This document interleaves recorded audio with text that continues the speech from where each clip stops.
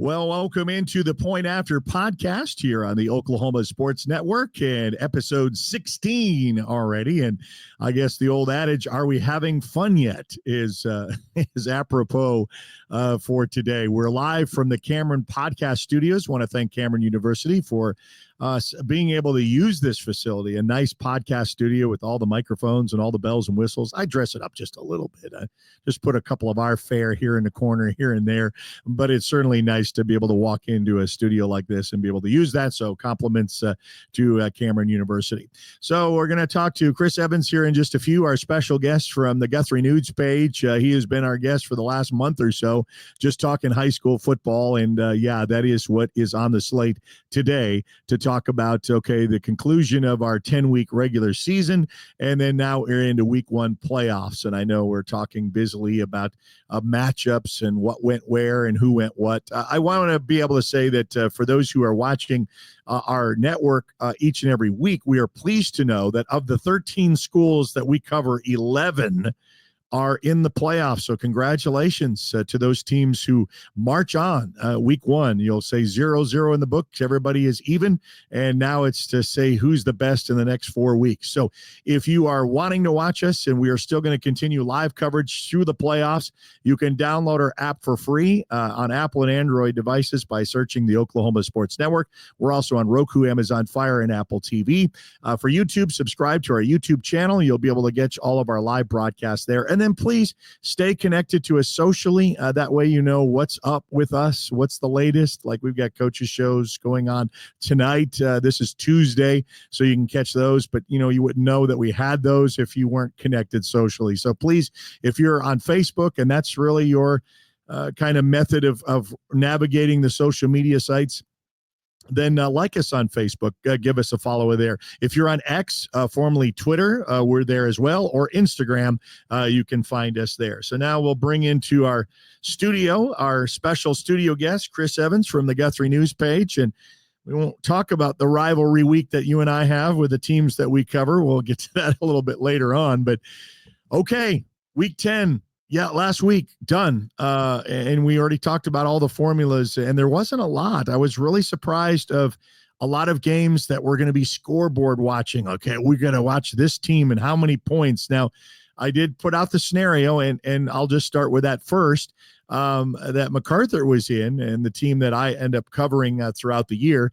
They were vying for a first place district championship. They lost to Newcastle. Okay, they could finish second if they just maintain, and they hosted Bishop McGuinness that last game of the season.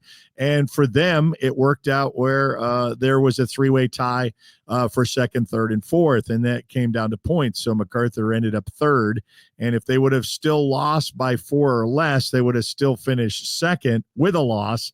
But that was the only one that I knew it came down to points that really mattered. So, again, refreshing for those people that don't understand how high school football works as far as ties are concerned, and why coaches are so adamant they may be up by 8 or 9 points or maybe 10 points in a game, and they're still trying to score a touchdown, and people in the stands are going, why are they doing that? They're already up, and there's only a couple minutes left. Well, they're trying to desperately get those 15 maximum points that is so desirable in district. So finishing out the season, I want to start before we talk about playoffs, Chris. Was there anything that stood out to you this year at all?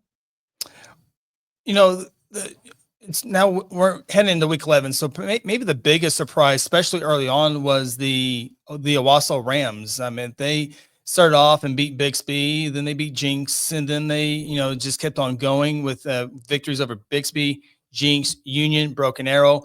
Got to throw Ed Memorial in there now as well. So that was a big surprise that Owasso kept winning, and they finished off a perfect 10-0 regular season. Although the last couple of games with Norman North and Edmond Santa Fe, two teams on the west side of the state that don't have great records. Edmond Santa Fe didn't qualify for the playoffs. Norman North did. And those were close games. So we'll see how Owasso handles that pressure going into the playoffs, because we've seen Jinx and Union over the years handle that pressure and come out with a state championship of one of those two teams. Now, Owasso won a title a few years back, but we'll see how they handle that, and having to beat somebody twice and maybe two teams twice in the same year. That will be interesting there. And also, I think Newcastle making the move up from 4A up to 5A. There are 3 losses all coming from 4A powerhouse teams, but to go into District 5A1, which is been more competitive than it has in years past, with 5A1 Staple Lot MacArthur there, Bishop McGuinness over there for the first time since 20 some odd years. Midwest City, a team that's nobody wants to play in the playoffs, but a very competitive district that Newcastle kind of took on and beat everybody that was thrown in front of them. So I think those are the 2 big surprises there. 4A, we knew Elgin, we knew Wagner, we knew Tuttle, we knew Bethany, we knew Blanchard. No huge surprise there. 6A2 football, Muskogee, Stillwater, Choctaw, Sand Springs, no surprises there. 3A football, Heritage Hall, Lincoln Christian, Sulphur, Plainview, maybe a little bit of Plainview, but maybe Class A football of Hooker beating Fairview.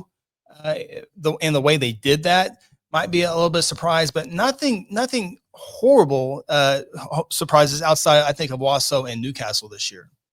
Well, and you think about the changes that these coaches had to adapt to. When we talk about after the litigation and the OSSAA couldn't allow the rule to stay in place, and so everybody kind of had to go back to the drawing board.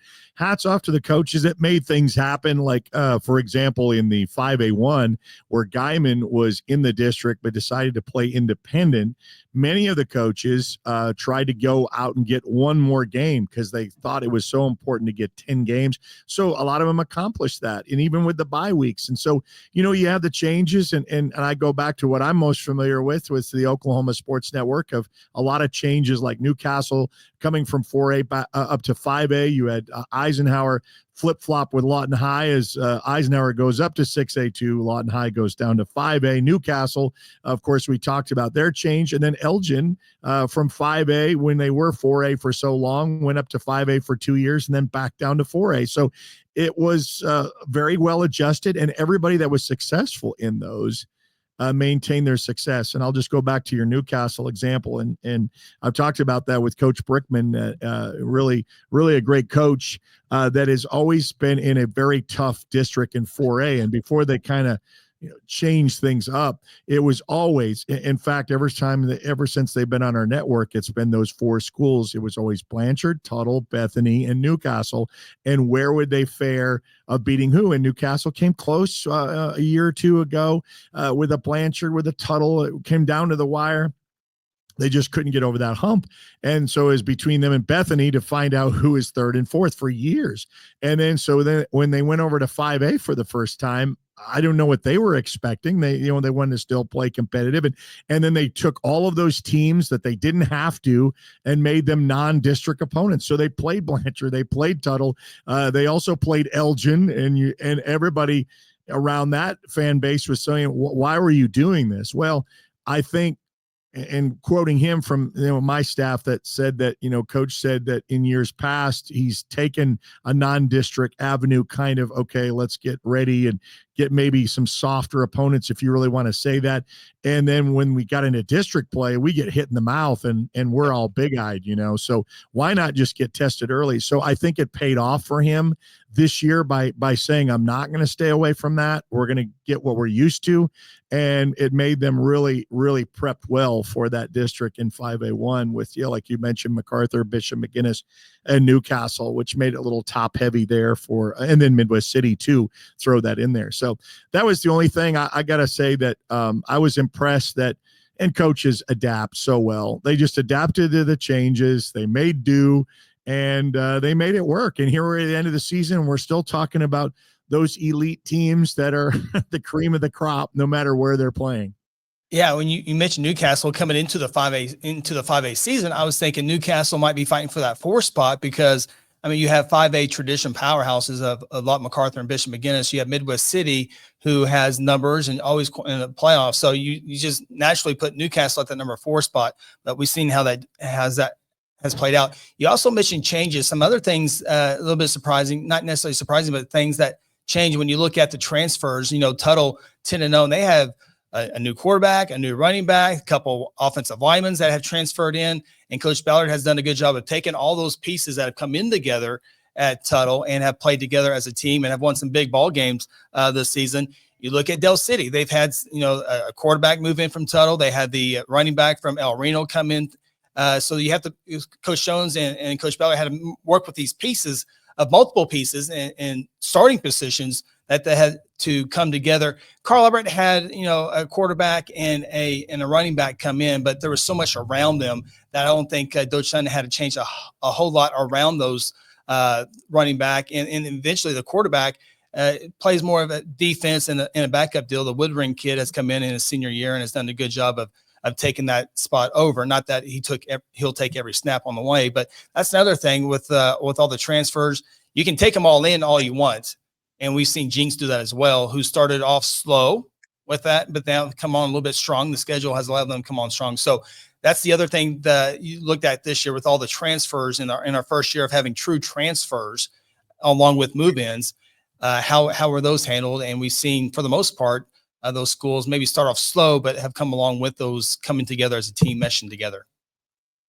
All right, so we're week 1 in the playoffs, and we're going to kind of go down throughout the class sizes, and we're going to have to continue a little bit down because I already got some feedback of, you don't mention Class A. I said, it's like we've got some great talented teams there too, and I said, well, yeah, it's just time restraint, and we'll go through them all. So, absolutely. Okay, so we're going to start at the top, and we're going to stop with 6A, and everybody knows the brackets, and if you don't, just go to the OSSA's website, go to football, and you'll see breaking down on all of the brackets right there. So you can kind of see how they lay out.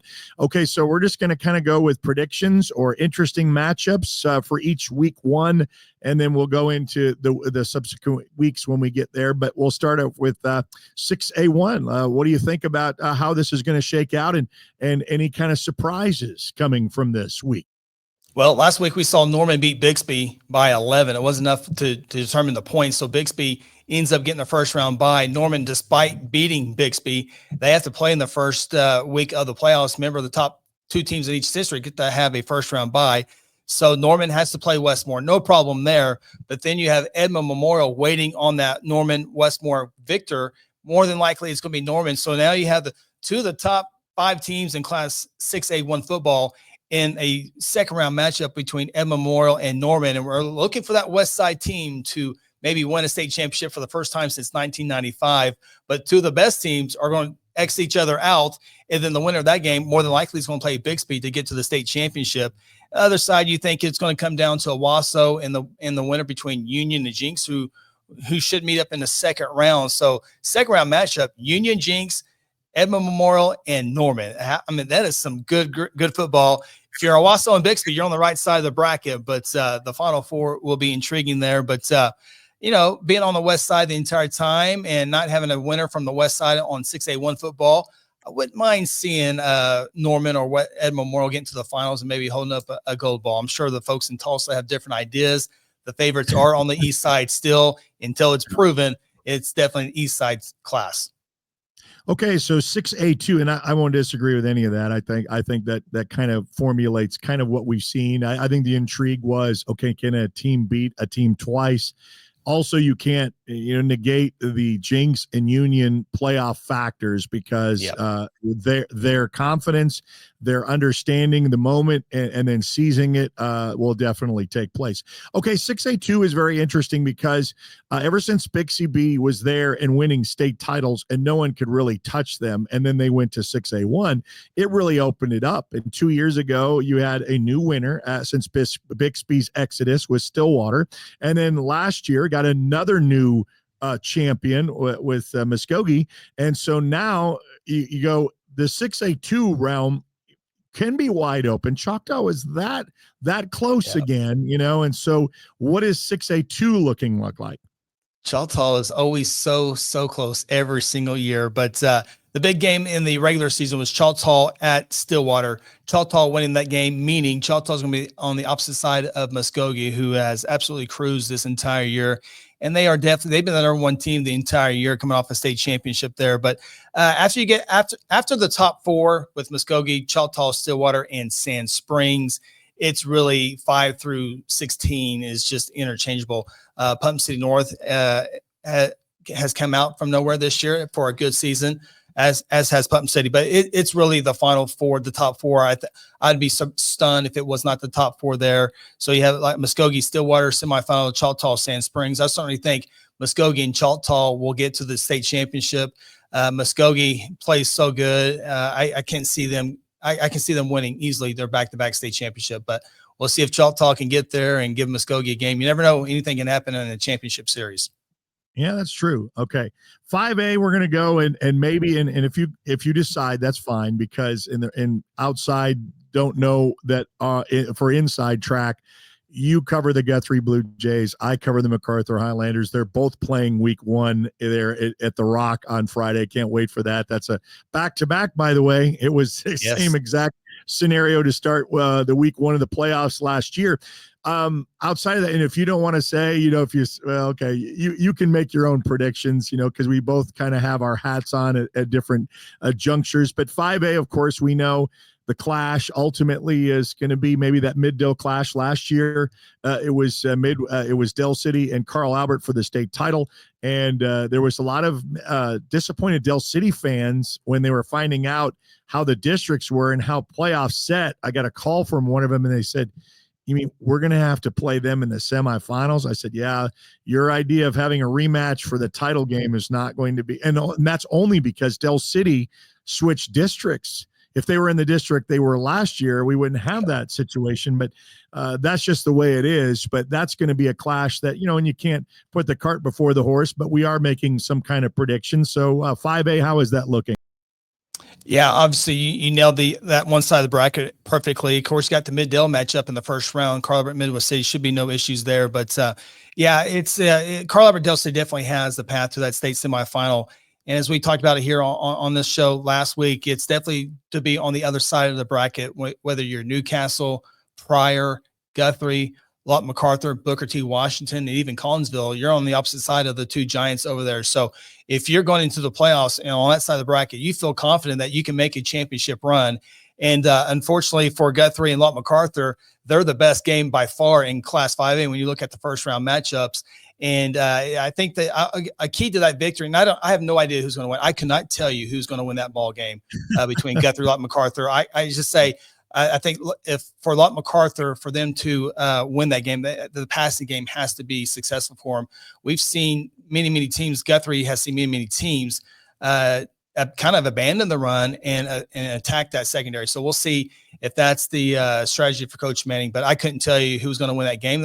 You could maybe make an argument that the first round game might be tougher than the second round game, and that's no disrespect to Booker T. Washington, who has great athletes. It's not neither one of those teams can just walk into Booker T and win that. It's going to be another 4-quarter ball game for somebody next week, assuming Booker T can get past Collinsville, who their record's not very great this year. They finished 4th in the district, but they have a capable quarterback, a capable running back. They got a capable wide receiver, and they got a capable coaching staff. So that's a dangerous game there for Booker T. Washington. Then you have the District 5A1 champion, Newcastle. Somebody, I don't know who it is, Eric. I could not pinpoint one team. I can give you 50 cons and one or 50 pros and one con for each team. And it's just who's playing the best football starting this week, who's going to make a championship run against, I certainly think Carl Albert will be there in the finals. Yeah, no, I think that's right. And I think, coaches will even say that it's who really can improve from this week forward. It's not what you've done in the past. And that's why they say you throw the records out. It's who can improve each week going, if you want to go a 4-week strand to get you to the finals. So, and that's good. I mean, that's what good football is. You got 32 teams, 16, have been erased, that they're getting ready for basketball season. So half the class is in, and it just goes really fast, 16-8 to 4-2. And, you look up and you say, where did that all go, in just in a short period of time. And you're looking at a final. So yeah. And then going back to the Guthrie matchup, the Rock, that Lawton High would play last week. And I was watching some of the clips and the mud, I was talking to your AD, and he said, well, we got 7 inches of rain. When's the last time you saw a mud bowl at the Rock?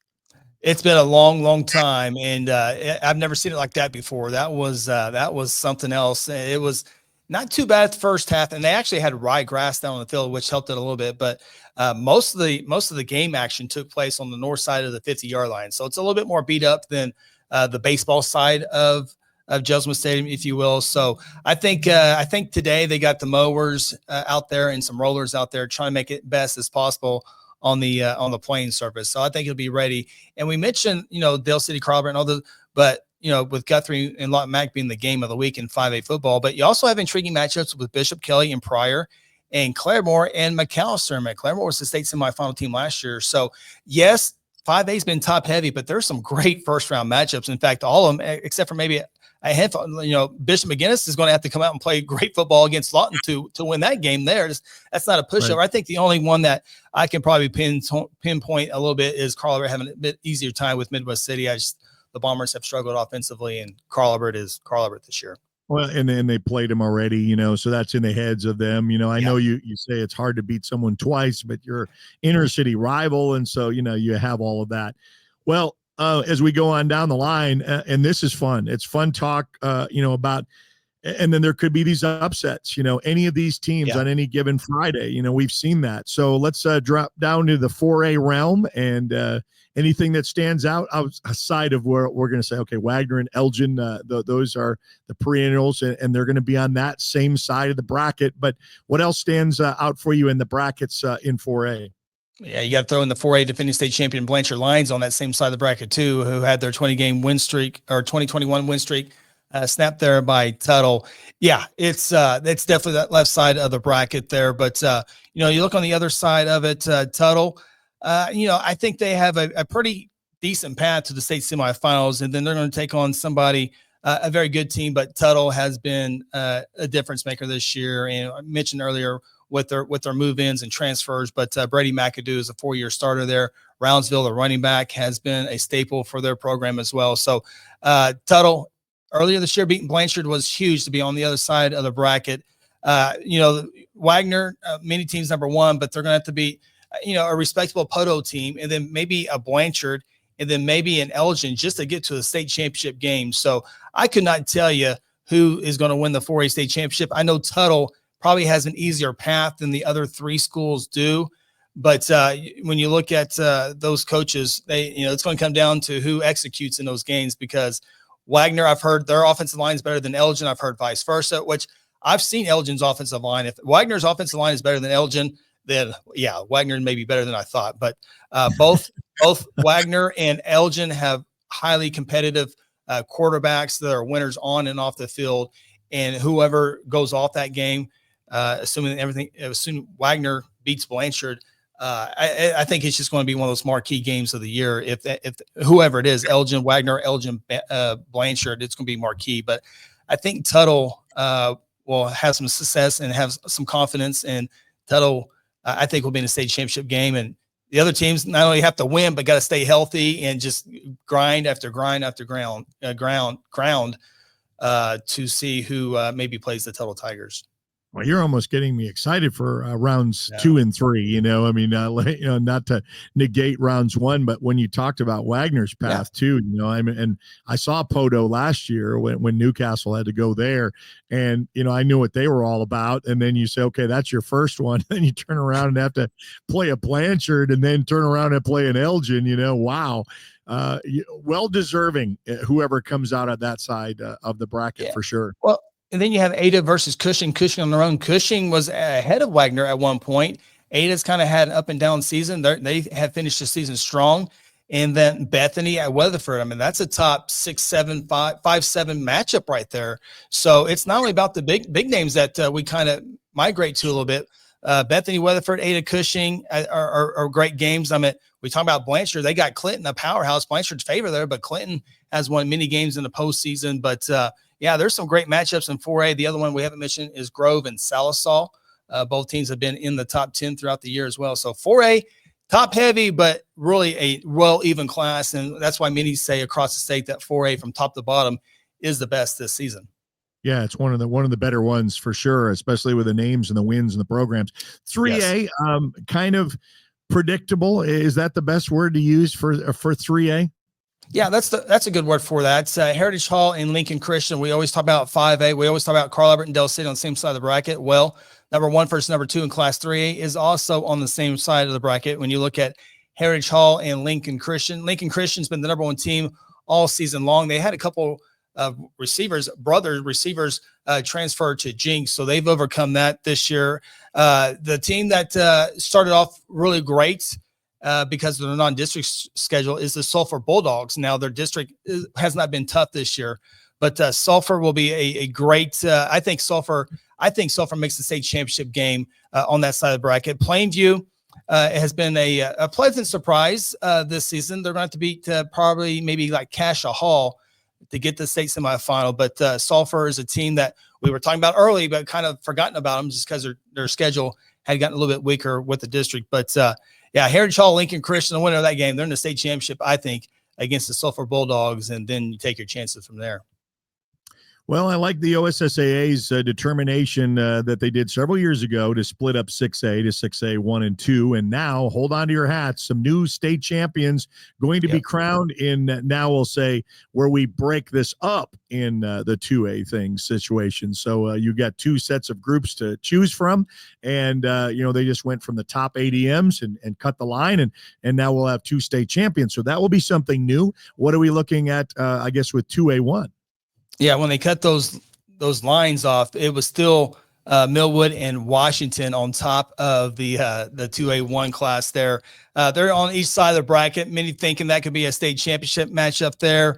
Marlowe and Jones have had good seasons in that tough Millwood district as well. Washington, they've been tested multiple times this season. I think that's going to be only make them even better. They got Perry this week, and they have the state's longest win streak right now in the entire state of Oklahoma. But I think Millwood and Washington will definitely make semifinal chances berths there for sure. And then we'll see if Jones or Metro Christian can take down the Washington Giant. We'll see if Marlowe can take down Millwood. But Millwood, they are tired of hearing about Washington.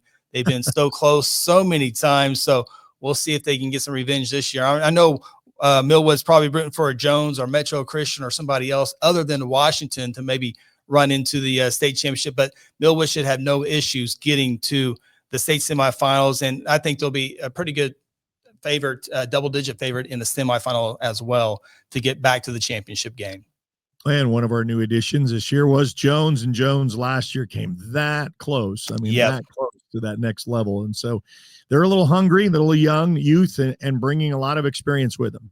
Yeah, and Jones is an outstanding football program. They have for many, many years. They just have Washington and Millwood right now in front of them. It's just kind of like, your 5A teams. Guthrie's been good. McInnes has been good. MacArthur's been good. But there's a team called that Carl Albert has been really good. Same difference. True. It is that kind of. Okay, and then on the opposite end of the 2A2. It's going to be a great trivia question one day. Who was the first ever 2A2 champion, the first A2 champion, and B2 champions? And this has been a fun class. And I cannot, going through all this 2A2, I don't know who is going to win a state championship. I have no idea. I thought maybe it was Davis at the beginning of the year. They had a tough non-district schedule, and then they got beat late in the year. Didn't win the district championship. That went to Holdenville. So Stroud is a great story. Vianne's been close the last couple of years, and they've been number one in most rankings for the majority of the season. So maybe they're the pre-playoff favorite to win a championship. But Stroud has had a great year. Davis, Alva, Vianne, Holdenville, and then Colcord. Another team that has been close multiple times to a state championship game and a state championship. But then you have Henrietta that no one knows a whole lot about that can make some runs. So 2A2, I think, is open. I think I could not pick a state championship. I guess if I had to pick one, it would be Vianne, but that's with me saying for first 10 weeks of the year, that was going to be Davis. So it'll be a great trivia question one day. I know Beggs has to make the trip to Alva. That's a little over 3 hours. That's one of the long trips I've seen already. Salina, Henrietta, but it'll be fun to follow. And I think, Stroud, Adair, Holdenville, Vianne are probably your four teams to get to the semis. After that, it's like, who's playing good football. Yeah. And then Henrietta, the old Troy Aikman's alma mater, by the way. Yeah. And only went through there once. It was, and I don't know if this is still the case, but the little McDonald's right by the interstate had like a shrine for Troy Aikman, which I think was really cool. They had jerseys from his grade school, high school, OU, UCLA, Dallas Cowboys, and they had all of his cards. I said, man, you need to charge admission for this. But Yeah, absolutely. yeah, it was a throwback to those years for those, if you're a younger audience, all you know is Troy Aikman. Oh, you mean that announcer on, Right. on The announcer. NFL Sunday games? Yeah. So just showing our age about the Dallas Cowboys there. Okay, so let's just keep on dipping down. We've got some other classes to talk about that we don't usually dip into. The brackets have been sorted out. So what's your feeling in the next class of B? Well, the big game this year was Hooker soundly defeating Fairview earlier this year in Hooker, Oklahoma. So that was they're in the same district. So the opposite side of the brackets we could have another Hooker Fairview matchup in the state championship. Fairview has won the last 2 state championships. But with that being said, Fairview, if they can get past Wynnewood in the first round, would go up against the Rejoice Christian, who I know the Tulsa world up in the Tulsa area has Rejoice Christian as their number 1 team. Many people have Hooker as number 1. They defeated Fairview, the 2-time state champions. But Fairview, if they, with the victory, would have to play a top 3 team in Rejoice Christian in their second game of the season. After that, Hartshorn has played good football and Christian Heritage has played good football. So it will be a tough task for the 2-time defending state champions to get to the state championship game. But Coach Bernard and his son, who's the quarterback, they are highly capable of winning that side of the bracket and making it back to the championship game. And, if that were to happen, if Hooker were to advance, it's hard to beat a team twice in the same year, especially a hungry Fairview team after getting basically embarrassed up in the Panhandle this year. So we'll see how that plays out. Hooker, they got a first-round matchup with Minko, who has played good football this year. I know Minko finished 4th in their district, but it was a good district this season. And they got to go on the road to Hooker, and that's another sound trip there. But if you're Hooker, then you have Pecola. More than likely, Pecola has been in the top 5 all season long. So it would not be it's not a gimme in the second round. Second round, you have Hooker, number 1 team in A, going up against a number 5, number 4, however you want to look at them, Pecola in the second round. And then you got Pawnee and Walters, who will be a fantastic second round ball game. Walters has really come on this year. And, Pawnee has been, the Black Bears have been a tradition over the years. And so Hooker, you got to fight Pecola. Then if you win that game, if you're Hooker, then you got to fight someone like Pawnee or Walters. So those 2 teams that are favored to get the championship will have their work cut out for them. I wouldn't be surprised if one of them does not make the championship game. Yeah, I know. And Walters, one of our schools, and we were able to follow them. And they had a Saturday game that they had to play against Wynnewood because the rain, how it affected your field. The rain got on one side of the lights and they would not come on. They shorted them out. And so I got a text message when I'm ready to do my ball game, and they said they moved our game to a Saturday at 1:00. And I said, oh boy, Wynnewood was probably really fascinated to find that information out and drive back and then come back, But yeah, it was. I watched it because it was Saturday afternoon football, high school. What else is there to do? So I was over on the sidelines, and Walters went 9-1. And a fantastic year, but you mentioned that district for them. And I got to say that Coach Griffin said going into that, he says we could finish anywhere first. Not first, because that was out for them because they had lost, but second, third, or fourth. Just with one other loss, because it was going to come down to ties and tiebreakers. Well, they didn't have to worry about that because they beat Wynnewood. But so yeah, I think they've got a lot of confidence going in. They had some confidence last year of being a playoff team, making a little bit of a run. You got that. You got a great running back. Oh gosh, I don't know what he's up to now, but BJ Palmer has had 21 touchdowns like 3 weeks ago, and I don't even know where he's at now. I know he got one Saturday, so I can add that, but his final stats will probably be to some kind of a school record because he's just had a phenomenal year. Plays both sides of the ball, and he does returns, So he's a dangerous weapon. As you know, you get one athlete like that and that class size, they are difference makers. They can take a ball game over.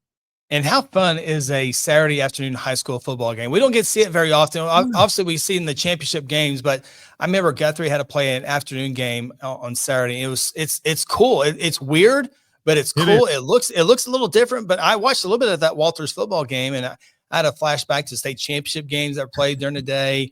Guthrie and somebody else had to play one time during the daytime. It's cool to watch. I don't know if it's because it's different, but it just feels and looks different. It did. And, you're waiting for the sun to go down and it doesn't. Yeah, exactly. Yeah. When is it going to get dark? It's a no. So, yeah, it was for them. I know it's one less week to prepare, which really kind of stinks because they were both in the same situation because they were both making the playoffs. But, okay, instead of your Saturday breakdown routine, now it's a Sunday and you lose. You don't really lose any practice methodology, and the coaches just have to double up and do what they normally do on a Saturday, Sunday. So that's pretty good. These are going to be great games to watch, and I'm glad for it. Okay, as we meander down the list of our brackets for playoffs. Yeah, A2 football. Boy, Woodland's been the class of this year. They go undefeated at 10-0, but there's been some great stories this year. Thomas Fay Custer has come on this year. Tallahena has come in as well. But you start looking down at this bracket, the one that I'm bragging on, Woodland 10-0, the undisputed number one team in Class A2 football. They got Gore, who played for a state championship not too long ago, and now it's not the same Gore team, but it's still Gore. Those kids have played in some big games before. Woodland should have no issue there. But then second round matchup with Mangum, who has been in the top 5 all season long. So you look at the undisputed number one team, they're going to have to fight in the second round to get to the state semifinal game. And I think their second round game might be easier than their state semifinal game to get the championship. That's just how districts and brackets work out here in high school. And we talked about that many times on this show with you, Eric. It's just how it falls sometimes, but that makes it interesting as well with Woodland and Mangum, Velma Elma. The Comets and Texhoma is a great first round matchup. Texhoma has to make the long drive down to Velma Elma there. And then Mitch and Thomas with the nice victory not too long ago. I can't remember who they beat. It was a top 4 matchup, but they won that game. But then Hominy, the number 2 team all season long in A2, would have to play Thomas Fay Custer. So you're looking at number 2 versus number 4, 2 number versus 3. I can't remember what it is. Meeting in the second round. Again, I think Thomas and Hominy will have tougher second round games than maybe their state semifinal game. And I couldn't tell you who was going to win those games. I would certainly think Woodland and Hominy are the 2 favorites there, but they can be easily beaten their second round playoff game and not even make the state semifinals. But I think Woodland is the class of this A2, but we'll find out if that proves to be true. One thing that I want to mention that people, we're talking brackets, it's how do they go? You say, let's explain just briefly that it's odds and even years, and this is 2024. So, you have 4 districts, 1, 2, 3, and 4. And so that's how it's, there is no manipulation into, okay, well, we want this matchup to, be a finals. It's, you rattle it off and the way you are. And so that's how it's set. I mean, so why don't you explain a little bit about how that's not going to change, and next year it's going to go back to odds because it'll be 2025, and that's how the brackets are set. Yeah. And that's a good point. I'm glad you brought that up, Eric, because a lot of people are, why does the OSA want Carl Albert and Dallas? Why is Heritage Hall? Why are they doing that? Right. You got to remember and we'll use Class 5A, for example. The Oklahoma Football Coaches Association, after there's 32 teams are decided for 5A, 16 go to the West and 16 get to the East. Well, you have 16 coaches from the West divide their district up to what they think is fair. So you have an 18 district here, 18 district here. Same thing for the East Side coaches. They decide who's in District 3 and District 4. And most of the time coaches agree. Sometimes they don't. So it comes down to a vote. And this year they like Dale City got voted to move to 5A4. And so the districts, the OSSA playoff brackets are this district matches up with this district. And that's and so those coaches, Oklahoma Football Coaches Association, they come up with their their districts, if you will. And then they send that over to the OSSA Board of Directors. And the Board of Directors, I'm sure, look at it and make sure it's fair. And they said, this is what the football coaches want. Well, they know their class, they know their district, they know if it's fair or not. It looks fair to me from what I see, then they vote yes for that. And then, so it's not the OSSAA that comes up with the districts. They just approve the districts. Yeah. Yep. And that's all coach driven. So, and then how those brackets on even years, like you're saying, oh, you're on this side of the bracket, on that side of the bracket. That's how those are determined as well. So, and then I'm like, hey, Eric, I'm not going to be very good this year. We're going to be down this year. We don't need McGinnis over here. We need to balance that out because we're not going to be as good. And then they're like, I've seen you got this coming back, You're going to be good. So that's how those coaches get into that room and decide those. Yeah, I mean, they're jockeying for their own position, Sure. and we understand why. And that's why you say then it comes down to a vote, and how many more do you have with you and for you?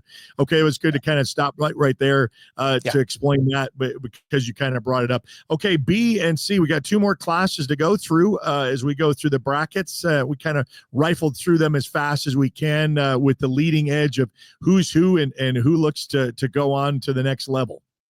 Yeah, Laverne and Turpin are 2 teams that I think that will have great runs. Remember, Caddo had a great season last year. They graduated quite a bit off their team. Also, the state basketball team as well. But Caddo will be a tough Laverne in the second round. Hollis and Empire, Yale, good teams as well. But I certainly think Laverne and Turpin will be there in the finals. I think Laverne, the Tigers, have a story program. I think there'll be a hard out when it comes to the championship in B1 football. Yeah, I got to see them a couple of years ago when Snyder had a good team that was there, and they hosted them, and it was that close, but that quarterback got out of the pocket. It was a 4th down. All they had to do is stop them, and they would have gone on. But it's kind of that I was kind of pre-warned, that Laverne factor, and you say that all those other teams that come in with playoffs with experience and they don't get rattled. And I've seen it time and time again with that. And so, yeah, I mean, hats off to a great program that looks like it's going to go. And then C, I guess, is this is this ever going to change? I don't think so. I mean, in the end, it always ends up being the same way. Yeah, Class C football, Timberlake, Tipton, Tyrone. I was talking with Mark Rogers because I thought he's just going to be Tipton and Timberlake in a championship game, but he's high on Ryan. Don't know a whole lot about Ryan myself, but I just think Tipton, Timberlake, the same, as you said, the same teams we see year in and year out will have deep runs there. Bad thing about B and C football is you have a lot of blowouts until maybe the semifinal games, the games that Yeah, exactly right. So, and then, you look at one more. I was going to look at B2 football. Someone's going to be the first ever state championship there. Team there. Right. They split too. Yeah. But you got Sealing, Walika. I mean, just think of that. Yes. How excited are they to say, you mean we don't have to play a Tipton to win? You mean we can have a state championship? I mean, it's like getting rid of Bixby, in 4A, to 5A to 6A2, and then say, finally, hey, you're going to go up to 6A1. And then you say, hey, all the rest of us, we have a fighting chance at a new state championship. And that's what the coaches wanted when they went from adding those 3 additional classes. And you certainly think the 2A coaches are thinking the same thing as B2. I mean, we don't have to play Millwood or Washington. Yeah, let's do that. But same thing here in B2 football with Sealing, Walika, Covington, O'Keene. You've seen teams like this win state championships in the full class of B. It was just hard to keep that steady. Just there's so many teams and small schools, hard to keep a good class together, class after class after class. So the teams in B2, they have won many football games. They've won state championships before. It's going to be in a different class and maybe more consistent, maybe consistently a touch easier to get there instead of having to fight some schools with larger enrollment. Well, yeah, and the thing is, if you've never gone to an 8-man football game, I highly recommend it. I mean, it is fast. It's your eyes are playing with you because, man, there's some people missing on this field. I said there's some empty spots, and I said exactly. And so when they break out in that secondary, it's Katie, hold the bar because it's coming, because they're going to go right down the field. But that is fun. So.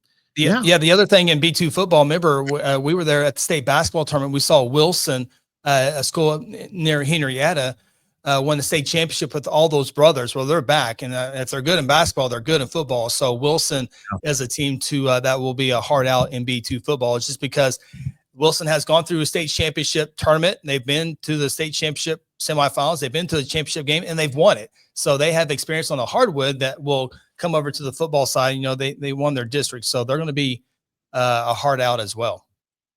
Well, I know your social media is working pretty well when it crosses over into mine, and we won't going to touch upon this today. We'll do that for another podcast. But you did a really good job for the most part of going through all of your leading coaches of the year for all of those, because a lot of hats off to people that have made incredible strides in where they were. Some people just maintain the success that they've had, and so there's coaches of the year honor. Oh, and one more thing we were going to mention, I forgot, because this podcast is going to be out before Friday's game. Salute to the veterans, and OSSAA has done this for years.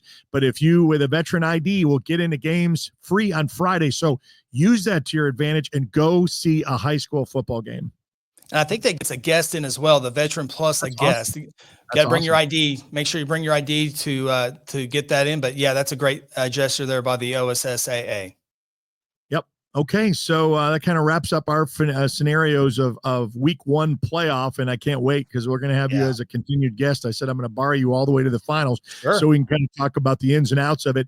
And then, not only to find out your coach of the year nominees, you also have a program that I let you push out that you have on Wednesdays, The Huddle. Talk a little bit about that with Chris Evans of the Guthrie News Page. So go ahead.